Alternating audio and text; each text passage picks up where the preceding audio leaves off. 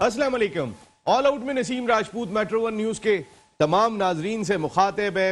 All out कर दिया था पिछले साल कोविड-19 ने वर्ल्ड T20 को, और उसके बाद आज बाकायदा तौर पे क्रिकेट की आलमी जंग छिड़ गई। ओमान में जो मैच खेला गया, ओमान और पापू न्यू गिनी के दरमियान वन साइडेड एनकाउंटर साबित हुआ। गो के ऑल आउट नहीं कर सकी ओमान की टीम, लेकिन आउट क्लास जरूर किया पापू न्यू गिनी को, और 10 विकेट के बड़े मार्जिन से फतह हासिल की ओमान की टीम ने। इस वक्त सेकंड क्वालिफायर जारी है जिसमें बांग्लादेश और स्कॉटलैंड की टीमें मद्दे मुकाबले। बांग्लादेश का पलड़ा यहाँ पे भारी दिखाई दे रहा है। हम बात करेंगे पाकिस्तान की। पाकिस्तान क्रिकेट टीम के खिलाड़ी जुमे को पहुंच गए थे इमारात। 2 दिन उन्होंने ट्रेनिंग की थी, जिम ट्रेनिंग की होटल में ही, और आज से इस वक्त जो करंट टाइम है, Pakistan cricket team Dubai international cricket stadium में भरपूर किस्म की ट्रेनिंग कर रही है। दुबई वक्त के मुताबिक शाम 6 बजे ट्रेनिंग का आगाज होना था। 3 घंटे का ट्रेनिंग सेशन पाकिस्तान टीम का था। पाकिस्तान की नई किट आ गई है, नया एंथुजियाज्म दिखाई दे रहा है। अब देखना ये कि 24 तारीख को जो हाई वोल्टेज मुकाबला होगा पाकिस्तान और भारत के दरमियान, जो थीम भी सेट करेगा पाकिस्तान क्रिकेट टीम की आने वाले मैचेस में।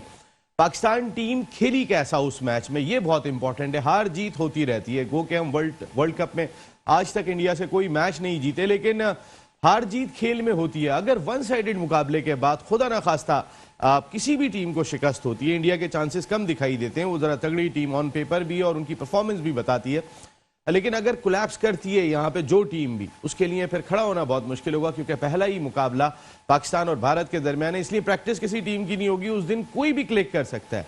और इंशाअल्लाह पाकिस्तान क्रिकेट टीम भारत को इस दफा शिकस्त देने के बाद वो जिंक्स तोड़ देगी कि हम वर्ल्ड कप में इंडिया से नहीं जीतते। पाकिस्तान शाहीन्स की ट्रेनिंग का आगाज भी आज हो गया। सऊद शकील की क़यादत में पाकिस्तान शाहीन्स जुमेरात को श्रीलंका के टूर पर रवाना हो रहे हैं। बुध से कायदे आजम ट्रॉफी ग्रेड 1 क्रिकेट चैंपियनशिप का आगाज होने जा रहा है। कई सारी खबरें हैं। रमीज राजा साहब एशियन क्रिकेट काउंसिल के इजलास में गए थे, जहां सौरव गंगुली से भी और जे शाह भारतीय क्रिकेट बोर्ड के सेक्रेटरी से उनकी मुलाकात हुई, और मीडिया रिपोर्ट्स के मुताबिक एशियन ब्लॉग बनाने पर भी कुछ उनकी गुफ्तगू हुई थी। ये तमाम चीज़ें होंगी आज के शो में। हमारे साथ गुफ्तगू के लिए मौजूद हैं कौमी असम्बली के रुकन, कौमी असम्बली की कायमा कमेटी बराए बैनुल सूबाई राब्ता के रुकन, पब्लिक अकाउंट्स कमेटी के रुकन इकबाल मोहम्मद अली खान साहब। Thank you very much Iqbal भाई। जबकि स्काइप पे हमें ज्वाइन कर रहे हैं लाहौर से पाकिस्तान के former test cricketer. Domestic cricket में जो उनके रिकॉर्ड हैं उस तक करीब भी पहुंचना बहुत मुश्किल दिखाई देता है, लेकिन इसके बावजूद वो डोमेस्टिक क्रिकेट के कोचेज में शामिल नहीं होते। ग्रैंड ब्रैडबर्न चले गए। अब हो सकता है कि कुछ जेन्युइन कोच भी जो है वो पाकिस्तान क्रिकेट का हिस्सा बन जाए। पाकिस्तान के former test fast bowler Abdul Rauf, cricket analyst भी लाजवाब हमें ज्वाइन कर रहे हैं। Thank you very much Rauf भाई, बहुत बहुत शुक्रिया आपका। थैंक यू नसीम भाई, और अस्सलाम वालेकुम इकबाल भाई। भाई खैरियत से आप? बिल्कुल। रऊफ भाई का हेयर स्टाइल भी बिल्कुल नया दिखाई दे रहा है। आप भी यंग हो गए, कोई यंगस्टर्स तो इतने ज्यादा नहीं गए पाकिस्तान क्रिकेट टीम के साथ। रऊफ भाई आ रहा हूं आपके पास। इकबाल भाई, वर्ल्ड T20 का आगाज हो गया और धमाकेदार आगाज, 10 विकेट के बड़े तारीखी मार्जिन से फतह हासिल की ओमान ने। ओमान ने और मैं समझता हूँ कि ओमान ने जो फतह हासिल की, कोई अपना दूसरी टीम जो थी, अब मैं उसका नाम उस तरीके से लूं तो थोड़ा सा वो हो जाएगी, पापू न्यू गिनी। वो पापू हो गई बिल्कुल ही। मैं ये कहने जा रहा था कि मसला ये कि अभी तो ये दोनों टीमें ऐसी हैं। आज बांग्लादेश वाला जो मैच हो रहा है वो भी बड़ा अच्छा हो रहा है। बांग्लादेश की पोजीशन बड़ी अच्छी जा रही है, और बांग्लादेश अच्छा हो रहा है। ये भी ओमान बनी हुई है, बांग्लादेश ओमान ही बनी हुई है। मगर ये आप ये देखें ना, बांग्लादेश जैसी टीम क्वालिफाइंग राउंड में नहीं पहुंच सकी, श्रीलंका नहीं पहुंच सकी। वेस्ट इंडीज भी ये नहीं, वेस्ट इंडीज तो उसमें वेस्ट इंडीज तो है। तो ये ऐसी टीमें थी कि इनको होना चाहिए। मगर मैं समझता हूँ कि ये दोनों टीमें जो है ना आराम से इसको क्वालिफाई करेंगी। श्रीलंका बांग्लादेश तो करेंगी, लेकिन बाकी 2 टीमें जो होंगी उसमें फिर आयरलैंड की एक टीम ऐसी, स्कॉटलैंड आयरलैंड की टीम ऐसी नजर आती है कि शायद उसमें कुछ थोड़ा सा हो।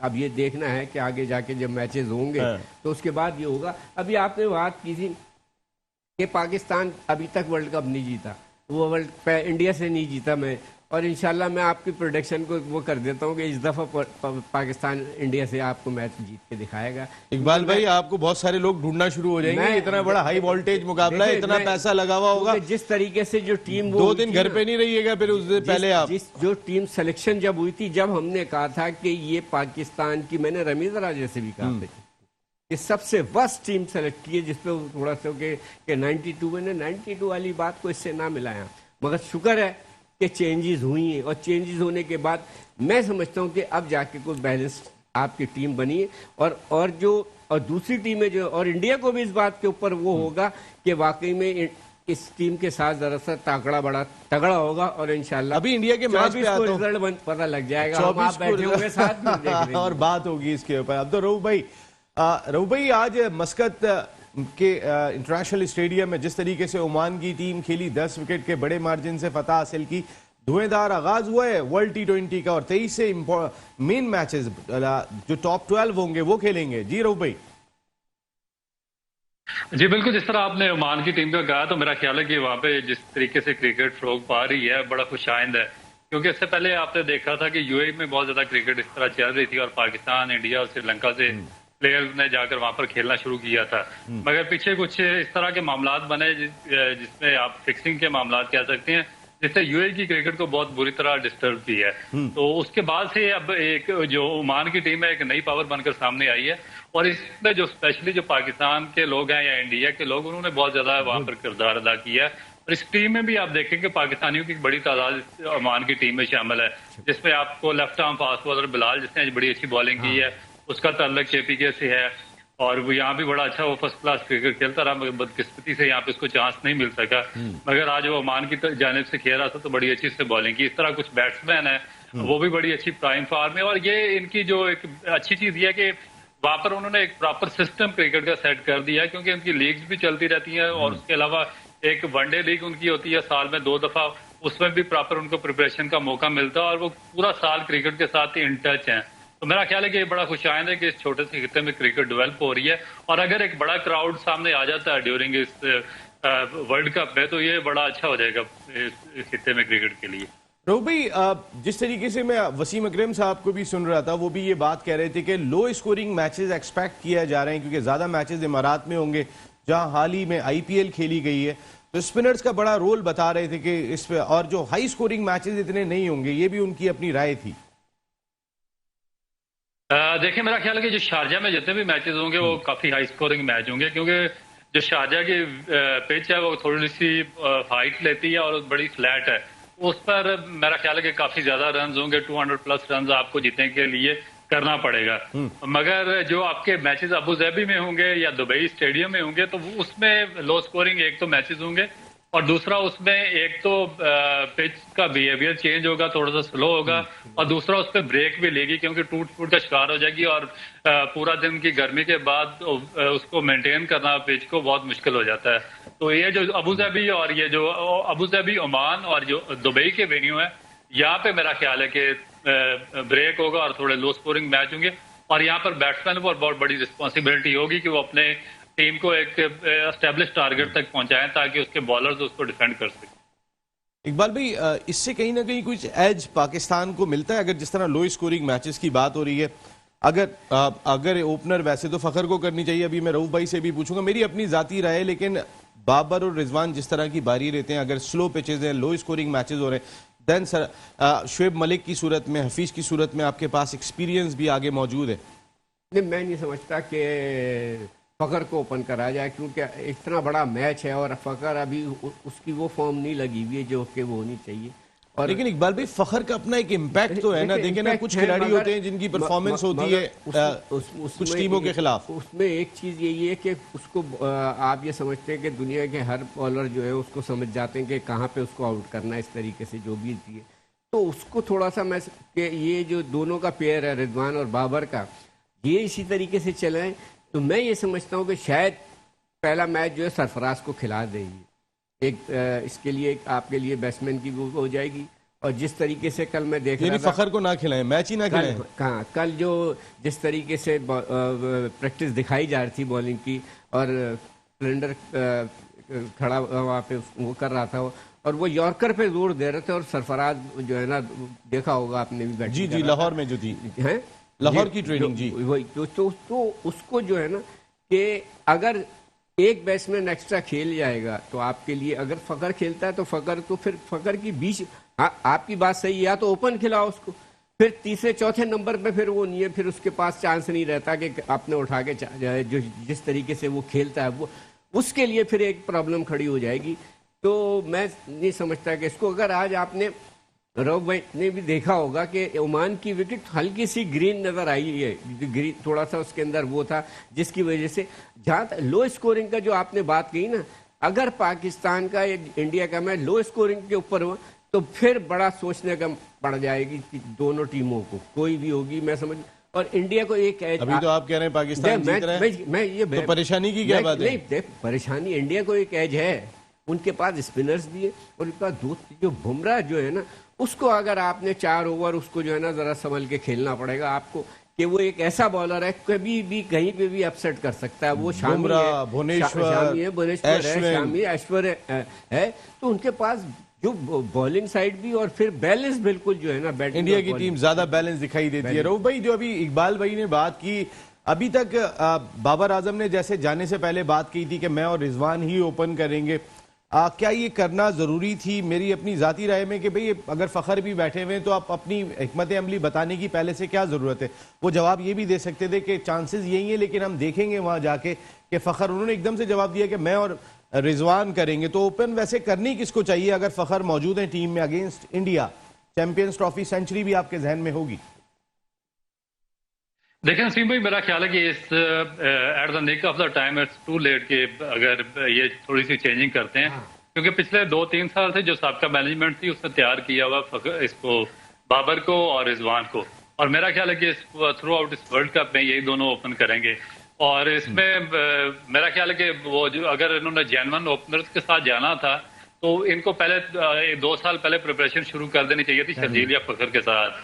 तो अब मेरा ख्याल है कि जो फखर है वो नीचे ही खेलेंगे, और यही सबसे बड़ा प्रॉब्लम है जो मुझे समझ नहीं आ रहा पाकिस्तान टीम का, कि एक ओपनर जो है उसका जो माइंडसेट होता है या जो उसकी बैट की टाइमिंग होती है वो बिल्कुल नए बॉल के साथ एडजस्ट हुई होती है। नीचे आकर जब थोड़ा सा बॉल ब्रेक होता है या स्लो होता है या थोड़ी सी पेस चेंज होती है फास्ट बॉलर की, तो जो नेचुरल ओपनर होता है उसके लिए उसको मीट करना बड़ा मुश्किल हो जाता है। तो हमारी टीम कागजों पर तो इन्होंने बहुत बड़ी अनाउंस कर दी है, मगर उसमें जो वेरिएशन हुई है उनकी प्लेसेस की, उसको एडजस्ट करना, अगर उसको एडजस्ट करने में कामयाब हो जाते तो वेल एंड गुड, अदरवाइज मेरा ख्याल है कि बहुत मुश्किल हो जाएगा अपनी जगह छोड़कर किसी दूसरे की जगह पर बैटिंग करना।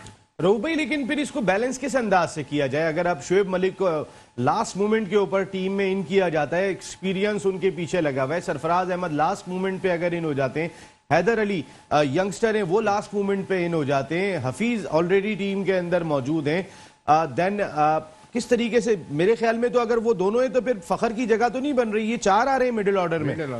और हैदर अली का सबसे अच्छा एडवांटेज ये कि उसकी परफॉर्मेंस जी रऊफ भाई। देखें नसीम भाई, इसमें मेरा ख्याल है कि जो मैनेजमेंट है उसको पहले सोचना चाहिए था कि हम ये किस किस्म की प्रिपरेशन कर रहे हैं, क्योंकि जो जिसका बैटिंग ऑर्डर है उसको उसी नंबर पे ही खिलाना चाहिए, तभी जाकर आप बड़े मैचेस में और अच्छे बॉलर के खिलाफ कामयाबी हासिल कर सकते हैं। अगर आप नंबर छोड़ देंगे तो बड़ा मुश्किल हो जाएगा। आप देखें कि अगर इसी टीम को ले लें आप, तो इसमें जो शोएब मलिक थे पिछले 2-3 साल से आपकी प्लेइंग 11 का हिस्सा नहीं थे, उनकी इंटरनेशनल क्रिकेट में वापसी हुई है, आप उनसे एकदम बहुत ज्यादा एक्सपेक्टेशन नहीं रख सकते कि वो आएंगे और एकदम से वो एक वर्ल्ड क्लास बॉलिंग के खिलाफ आपको मैच जितवा देंगे। इसी तरह अगर हफीज की आप पास 3 सीरीज देख लें जो जिम्बाब्वे और साउथ अफ्रीका के खिलाफ हैं, तो उसमें उनकी परफॉर्मेंस उतनी अप टू मार्क नहीं रही। इसी तरह आपके जो फखर जमान है, जो आपकी पिछली मैनेजमेंट है उसको मुकम्मल तौर पर जो T20 फॉर्मेट है उससे ड्रॉप करती रही है, वो भी आपका पार्ट नहीं थे टीम के। हैदर अली इंग्लैंड जाने वाली टीम का हिस्सा थे, मगर उनको कुछ प्रॉब्लम की वजह से वो जो कोरोना एसओपीज पर अमल नहीं कर सके और वो ड्रॉप आउट हो गए, इंग्लैंड के टूर से भी बाहर हो गए थे और वेस्ट इंडीज से भी बाहर, उनका भी दोबारा कम बैक हुआ आपकी टीम में। तो ये चीजें अब आसिफ अली की परफॉर्मेंस पिछले 3-4 सीरीज में आपके सामने है कि उनके भी इस मुकाम पर नहीं है। तो इसमें अब जो इंडिया के साथ पाकिस्तान का अगर आपने एक न्यूट्रल एनालिसिस करने हैं, तो आपके जो बैट्समैन है उनको एक बड़ी ट्रू बॉलिंग लाइन का सामना करना पड़ेगा, जिसमें जो बुमराह है one of the best bowler in the world है, उसके बाद आपका भुवनेश्वर कुमार है वो भी अच्छा है, शामी अहमद वेरी गुड, और जो 2 नए उनके बॉलर जो स्पिनर्स वो लेकर आए हैं, स्पेशली एक चाहर है जो राइट आर्म लेग स्पिनर है और दूसरा जो चक्रवर्ती है जो फिंगर स्पिनर है, जिस तरह मेंडिस किया करते थे। तो उनकी जो लाइन एंड लेंथ है और T20 में उनकी परफॉर्मेंस भी बहुत ही अप टू मार्क और एक्यूरेट है। तो मेरा ख्याल है कि पाकिस्तानी बैट्समैनों के सामने एक बड़ा टफ चैलेंज होगा, और अगर इसको चैंपियन ट्रॉफी की तरह जिस तरह एक बड़ी एक इंपॉर्टेंट इनिंग खेली थी फखर जमान ने, और उसने किसी भी बॉलर की परवाह नहीं की थी, किसी किस्म के प्रेशर में नहीं आए थे और अपनी उन्होंने नेचुरल गेम की थी, हिटिंग की थी, तो इंडिया को आउट क्लास किया था। अगर पाकिस्तान इस किस्म की परफॉर्मेंस करता है इनमें से कोई भी बैट्समैन, तो फिर पाकिस्तान के चांसेस होंगे। अगर पाकिस्तान डिफेंस पे चला गया तो मेरा ख्याल है कि डिफेंस पे पाकिस्तान के इतने चांसेस नहीं होंगे। बिल्कुल दिफा में नहीं जाना है, अटैक करना है। इकबाल भाई मेरे कान में ना अटैक हुए जा रहा है। एक ब्रेक ले लें, आप ब्रेक ले लीजिए, मैं एक ब्रेक ले लेता हूँ, मैं वापस आता हूँ, तो फिर जरा अटैकिंग क्रिकेट पे बात करेंगे कि हमारी का भी सवाल है, ब्रेक तो लेना पड़ेगा आपको। यही वाली जो इकबाल भाई ने बात की कि सवाल तो यही वाला है, लेकिन अटैकिंग क्रिकेट, अटैकिंग मोड में किस तरीके से आएंगे, क्योंकि पिछली मैनेजमेंट जो थी वो जिस अंदाज से क्रिकेट खेल रही थी वो हम सब ने देखा था। पाकिस्तान क्रिकेट टीम अब अटैकिंग मोड में कैसे आएगी और हमारी 11 अगेंस्ट इंडिया क्या होनी चाहिए। साजिद खान साहब शो की जान भी हमें ज्वाइन करेंगे ब्रेक के बाद। ऑल आउट में एक मरतबा फिर आपको खुश आमदीद कहते हैं। आज के प्रोग्राम में इकबाल मोहम्मद अली खान साहब मौजूद हैं और उन्होंने ये ब्रेकिंग दी है कि पाकिस्तान इंडिया को हरा रहा है। और अभी ब्रेक में मुझे कह रहे थे कि जितने उनको कह दें पाकिस्तान हरा रहा है, और इन्होंने अभी बाकायदा तौर पे कॉन्फिडेंट दिखाई दे रहे हैं। शो में हमें ज्वाइन कर चुके हैं शो की जान, फॉर्मर फर्स्ट क्लास क्रिकेटर, खिलाड़ियों के खिलाड़ी, कोचेस के कोच, 1 2 3 साजिद खान। अस्सलाम वालेकुम साजिद भाई। वालेकुम सलाम नसीम भाई, आपको ग्रेट इकबाल मोहम्मद अली साहब को और रऊफ को बहुत बहुत सलाम। मैंने आपकी बात सुनी और इसी बात को आगे बढ़ाएं। इकबाल भाई ने तो बात की और ये हक और सच की बात है, क्रिकेट और क्वालिटी की बात की इकबाल मोहम्मद अली साहब ने। इंडिया को मुंह की खानी पड़ेगी, जिस तरह आईपीएल जीता है, लीग को फाइनल धोनी को जिताएगी। और धोनी को जिताने की वजह ये थी, आपके प्रोग्राम में ब्रेक करते चलूं, विराट कोहली की टीम भी हार गई और रोहित शर्मा की भी टीम हार गई, तो उन्होंने कोई भी ये चीज नहीं करनी थी कोई बाहर मुल्क का कप्तानी करे और कप्तानी जीत जाए। मगर ये भी बताना जरूरी है, इस प्रोग्राम जो आलाऊ पे जो दुनिया में देख रहे हैं, ये शॉर्ट फॉर्मेट के क्रिकेट में वर्ल्ड कप में पाकिस्तान इंडिया को हरा देगा, लो स्कोरिंग मैच होगा। मगर हमें अपने सीनियर खिलाड़ी को नजरअंदाज नहीं करना पड़ेगा। शोएब मलिक, हफीज और सरफराज यकीनी तौर पर की रोल प्ले करेंगे। और जिस तरह आप बात कर रहे थे, देखें पाकिस्तान का बैटिंग पावर प्ले पे पूरा मैच इंतजार करेगा। Babar Rizwan in form batsman है और ये दोनों को पिच पे खड़ा रहना चाहिए और बैटिंग पावर प्ले का इस्तेमाल पूरा करना चाहिए। वो पिच पे ही खड़े रहते हैं। ये तो आप ही इस पे क्रिटिसाइज करते थे कि 15 ओवर दोनों खेल के चले जाते हैं, 100 रन बनाते हैं, बाकी 5 ओवर में क्या करेंगे। वो तो पिच पे खड़े ही रहते हैं कि उन्हें खड़ा रहना चाहिए। आप फखर के साथ ओपन नहीं करेंगे? नहीं, देखिए फकर अभी फिलहाल इस पाकिस्तान की मौजूदा हालत को देखते हुए, जैसे रहूफ बात कर रहे हैं, अभी फकर टीम में जगह नहीं बनेगी। और आप बात कर रहे थे आईसीसी चैंपियंस ट्रॉफी और 3 साल या 4 साल पास बताओ ओडीआई और शॉर्ट फॉर्मेट की क्रिकेट में 27 मैचों में उस तरह की कारकर्दगी फकर की नहीं है। मगर मौजूदा टीम मैनेजमेंट को देखते हुए कहीं ना कहीं कोई इम्पैक्ट होता है कि खिलाड़ी का जो बैक पे, क्योंकि इंडिया से हमारे ज्यादा मैचेस तो होते नहीं है। हमने उसके बाद जो है वो एक इमारात में मैच खेला था चैंपियंस ट्रॉफी के बाद, उसके बाद से इंडिया से कोई मैच हुआ नहीं है। तो जो परफॉर्मर अगेंस्ट इंडिया परफॉर्म कर चुका है उसका कोई प्रेशर होगा?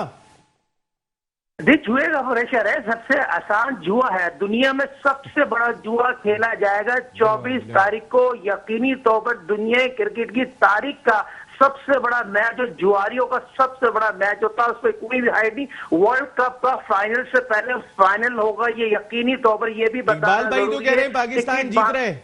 इकबाल भाई कह रहे हैं पाकिस्तान जीत रहा है। 100% जीतेगा, पाकिस्तान जीतेगा, ये तारीख दोहराई जाएगी और धोखा इंडिया को धोखा मुंह की तारीख बनेगी तारीख बनेगी, यकीनी तौर पर तारीख बनेगी, क्रिकेट की तारीख बनेगी। पाकिस्तान खेल से जीतेगा, क्वालिटी ऑफ क्रिकेट से जीतेगा। और टीम जेल है, देखे टीम जेल होने में या सरफराज का, शोएब मलिक का और हफीज का और सरफराज मुश्ताक का बड़ा अहम रोल है, ये भी बताना जरूरी है। इस टीम बड़े अरसे बाद पाकिस्तान की क्रिकेट ड्रेसिंग रूम में माहौल जेल है। और जो लोग टीम को छोड़ के चले गए, डिफरेंट चैनल पे बैठे हुए, कुछ शर्म कर ले, हया कर ले, धोनी से देख ले, धोनी से सीख ले। उसने अपने मुल्क के लिए बकर पैसे देखे मेंटोर बना, और हमारे ग्रेट लेजेंड पैसों के खातिर कमेंट्री कर रहे, कुछ शर्म कर रहे, हया कर रहे। ये मुल्क से अनसीन की खुदा का खौफ करें तो यार कमेंट्री करने में क्या बुराई है? वो हलाल रोजगार कमा रहे हैं, उनको अगर कोई जिम्मेदारी नहीं मिली कमेंट्री कर रहे हैं। आता हूं साजिद भाई मैं आपके पास, लेकिन कमेंट्री करते करते चेयरमैन भी तो बनते हैं। साजिद भाई आपकी बात कहीं ना कहीं सही है। रऊफ भाई कौन से 11 पाकिस्तान के होने चाहिए? बिल्कुल, ताकि कल वेस्टइंडीज से हम लोगों ने पहला वार्म अप मैच खेलना है, हमारे 11 कौन से होने चाहिए? आपसे पूछता हूं, स्टार्ट लें प्लीज। देखिए नसीम भाई, इसमें बाबर आजम और आपके रिजवान ओपन करेंगे, उसके बाद मोहम्मद हफीज होंगे, शुएब मलिक होंगे, हैदर अली होंगे, आसिफ होंगे, और इसके अलावा शादाब खान, इमाद 7, वसीम 8 और तीन आपके fast bowler fast bowler. Fast bowler में हसन अली, शहीनशाह अफरीदी के साथ वसीम जूनियर हो या हारिस रऊफ? मेरा ख्याल है हारिस रऊफ को ही फिलहाल चांस। पेस की वजह से और रिवर्स स्विंग जो चांस है, नई एक्सपीरियंस है, थोड़ा सा इनको ज्यादा एक्सपोजर है इंटरनेशनल क्रिकेट का, इस वजह से। लेकिन वसीम की वजह से बैटिंग तगड़ी हो रही है।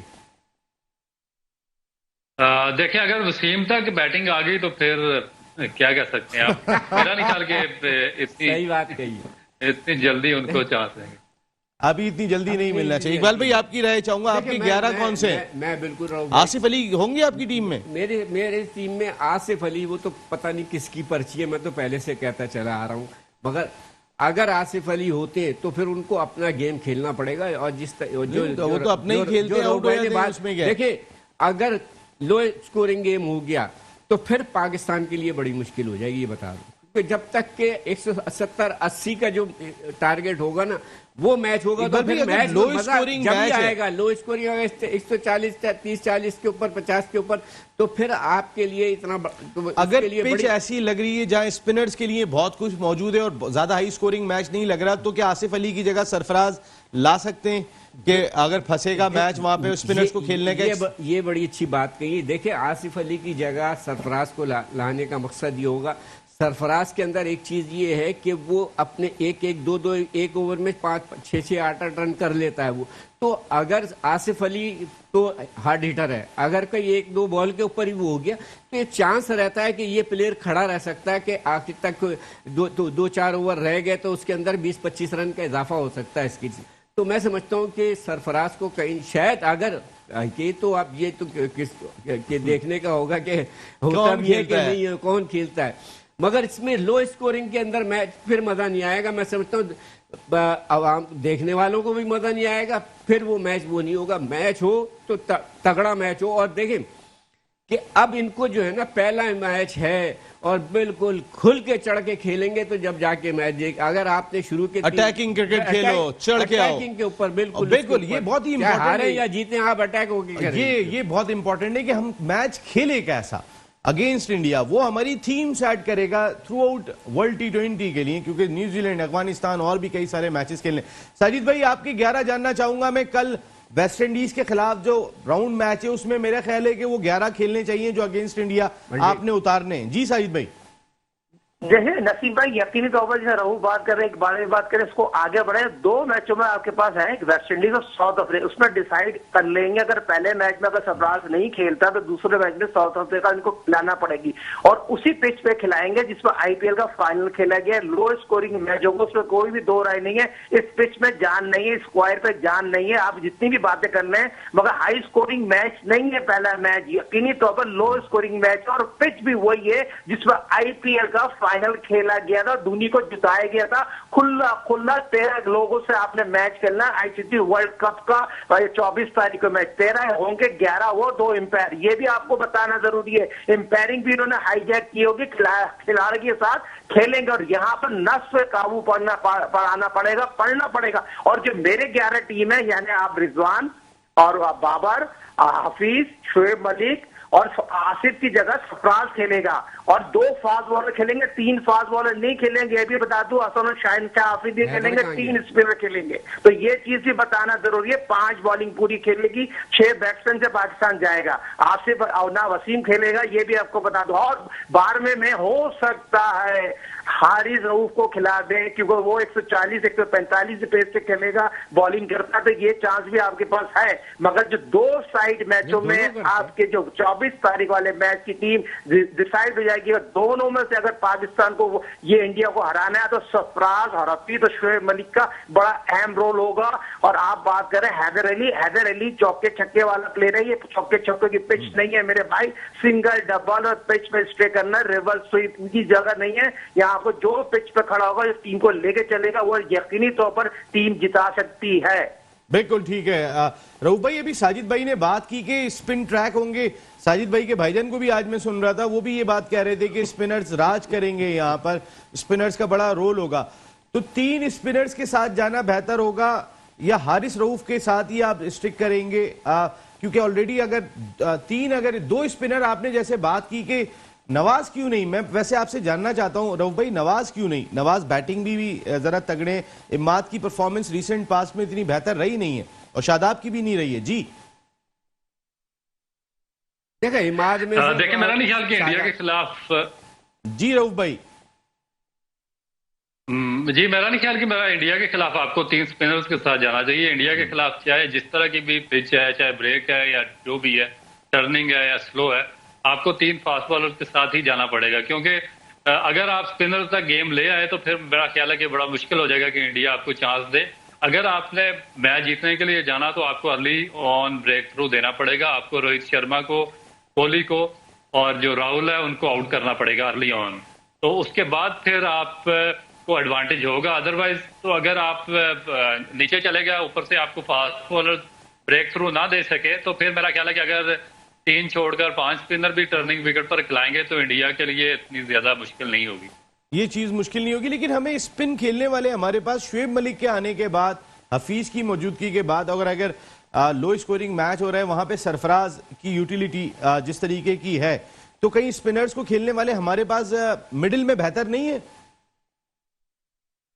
देखिए मेरा नहीं ख्याल कि पाकिस्तान की जो मिडिल ऑर्डर है इतनी ज्यादा स्ट्रांग है, क्योंकि पीछे 2-3 साल से इन्होंने बहुत ज्यादा वहां पर एक्सपेरिमेंट्स किए हैं, मगर कोई एक भी कामयाब नहीं हुआ।